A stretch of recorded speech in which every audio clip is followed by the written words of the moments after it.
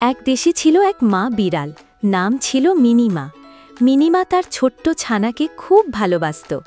তার ছানার নাম ছিল পুচি। পুচি ছিল দুষ্টু, কিন্তু খুব মিষ্টি আর আদুরে।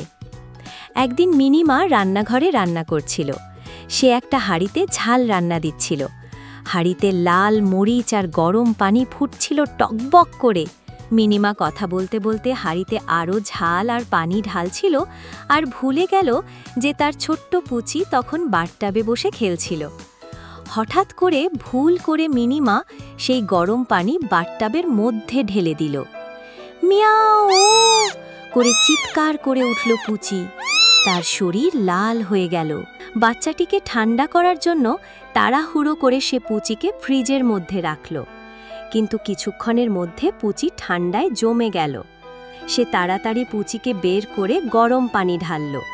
এবার পুচি অসুস্থ হয়ে পড়ল। পুচিকে হাসপাতালে নিয়ে যাওয়া হলো, আইসিইউতে ভর্তি করা হলো। ডাক্তাররা গবেষণা করল কিভাবে পুচি আবার সুস্থ হতে পারে। পুলিশ এসে মিনিমাকে জিজ্ঞাসা করল, তুমি এত অসতর্ক হলে কেন? মিনিমা কান্নায় ভেঙে পড়ল। কয়েকদিন জেলখানায় থাকার পর সে তার ভুল বুঝতে পারল। সে ভাবল, আমি ফোনে কথা বলার জন্য আমার আদরের পুচিকে কষ্ট দিয়েছি। শেষে পুচি সুস্থ হল।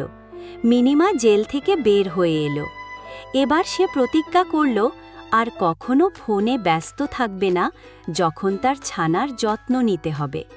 মিনিমা তার ফোনটি নিয়ে গিয়ে সুইমিং পুলে ফেলে দিল। তারপর সে পুচির সঙ্গে খেলা করল, তাকে গল্প বলল, ভালোবাসায় ভরিয়ে দিল ঘরটা।